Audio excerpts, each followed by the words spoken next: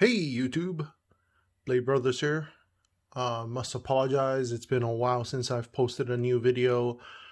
Just been busy with some home improvement projects, also teaching my son to drive, so been a little bit preoccupied, and I was actually hoping to get a few products I've ordered to come in before I could do a new video.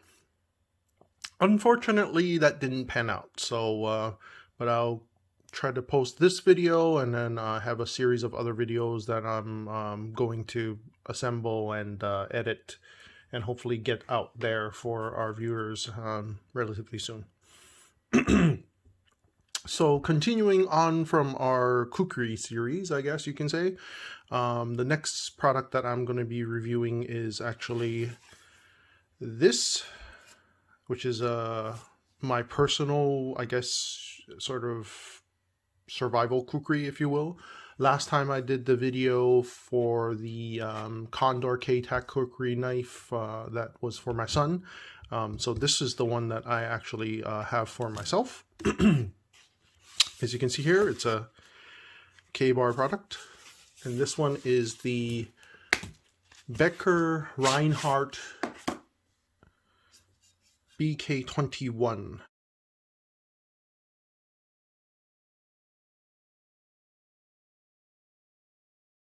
Kukri. So we can zoom in here a little bit. So you can see here it's a Becker K-bar, and then it also has the signature Reinhardt here. So it's a collaboration between Becker and Reinhardt. It's called the BK21, and you can see it here. They call it the BK21 Kukri. So that's part of the reason why I'm sort of showcasing this as part of the Kukri series. But honestly, in my opinion, the blade shape is not very, how should I say, Kukri-esque. So bringing back my traditional Kukri here as a basis of comparison, you can see, I mean, in terms of size, comparable, but the blade shape is actually, it doesn't have that pronounced angle, and the overall thickness of the sort of blade, the width, isn't quite like a kukri, a traditional kukri at least. I guess it's inspired by a kukri, but what I find this particular knife to resemble is more like a falcata sword. But it's a great product. I've used this quite a bit, and actually if you kind of zoom in here, you can see the blade has a little bit of scuffing where I've used it a few times. It's a 1095 Crovan steel blade, so it actually keeps an edge relatively well, and it's very easy to sharpen. So what I actually consider good qualities for a sort of outdoor field knife. It's coated, so to help, because 1095 is not the best type of steel for corrosion resistance, so it is coated with this sort of black coating here. Overall length is 18.75 inches. The blade length itself is about 13 inches, 13.25. Overall weight is 22.4 ounces, and it has a thickness of 0.188 inches. Not super thick. If I do a comparison here, you can see between my traditional kukri and the, let me see if I can zoom in here, and you can see that it's not quite to the level of my traditional kukri. You can even argue maybe like half of the overall like thickness of the blade, but I find it quite useful.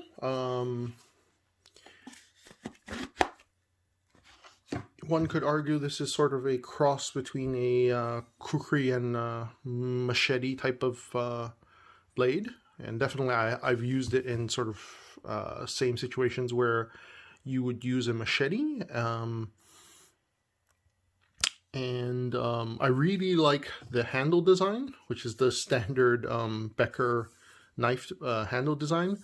I did replace the nylon handles with some custom G10. So you can see here, if I zoom in a little bit more. So these are custom G10 handles with a little bit of like a reddish color liner there. It's contoured, you can see here. So it really fits my hand quite well.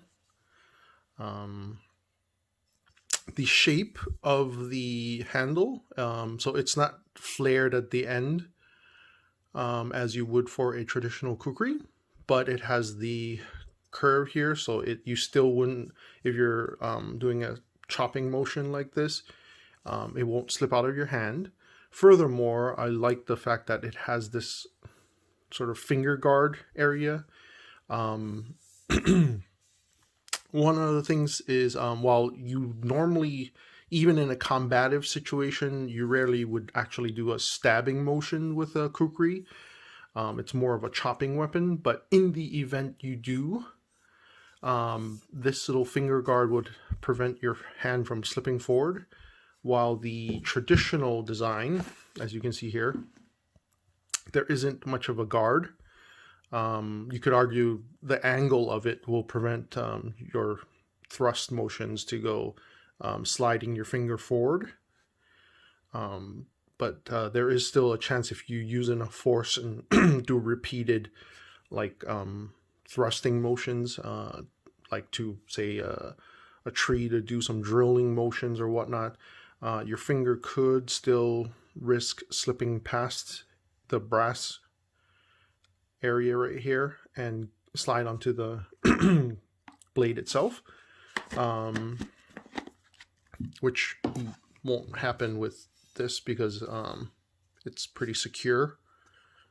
I recently switched out the handles, so that's why I removed the paracord lanyard I had. Previously I had a paracord lanyard.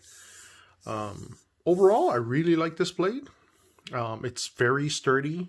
I've used it for machete type of tasks, and one of the common complaints you would hear from like for other types of blades that are used as a machete is if you use it for like thicker branches or whatnot, it would chip the blade. I did not have any problem.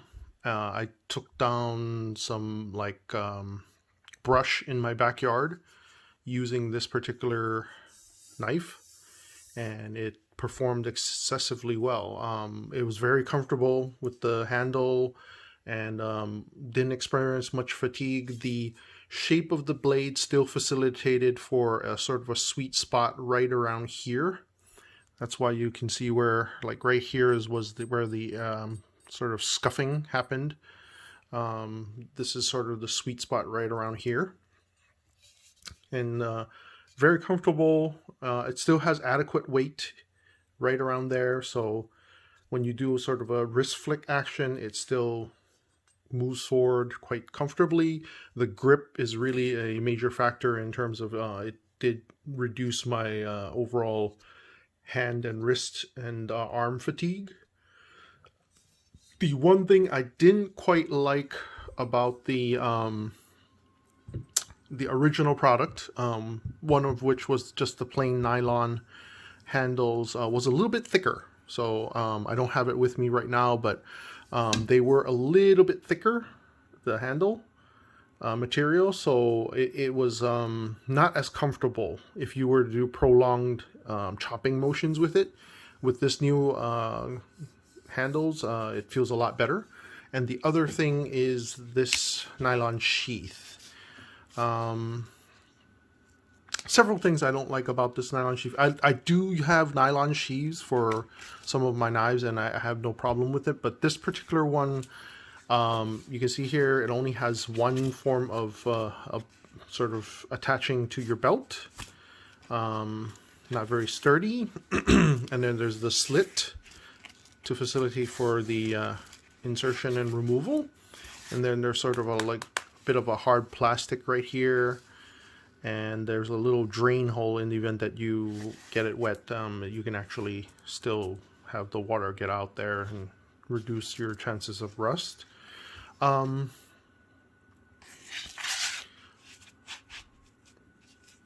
It fits relatively well. Even without the strap, it won't easily fall out, but you know, if you do enough like jiggling with it and whatnot, it might still risk falling it out. The blade might still fall out or slip out.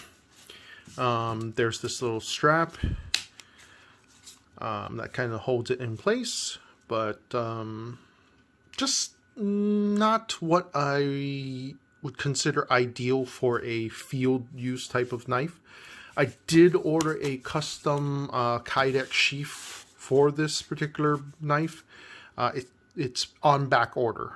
I've actually waited about 3 weeks now, and it still hasn't arrived yet. So, but considering, you know, the pandemic and everything, yeah, certain custom Kydex sheaths now take a little bit longer in terms of its wait time. But I think once I get the Kydex sheath for it, and I already have the new handles, I just have to, when I have time, reattach my paracord lanyard here.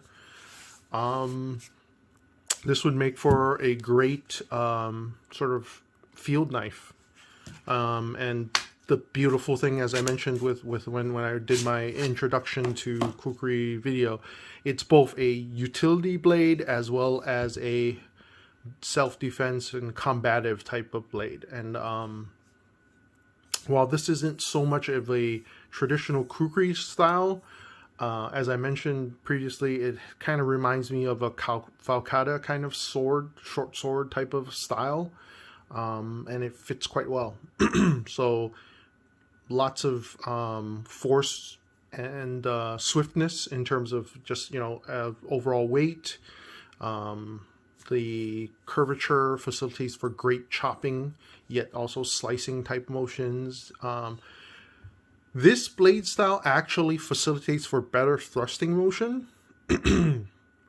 And with the grip being, you know, with the finger guard and everything, it really does. I've, you know, done some like practice thrusts at like a tree and whatnot, and it held up quite well.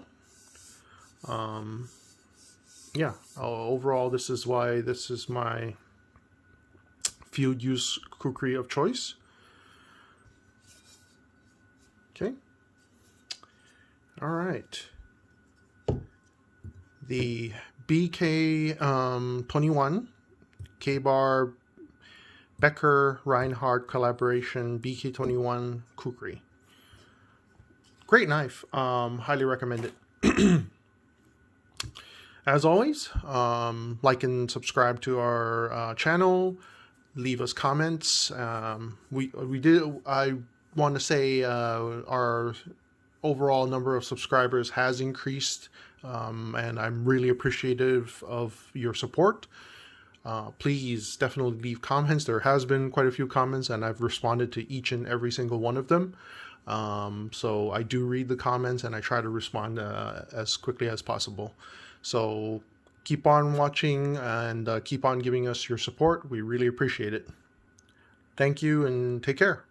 Blade Brothers signing off.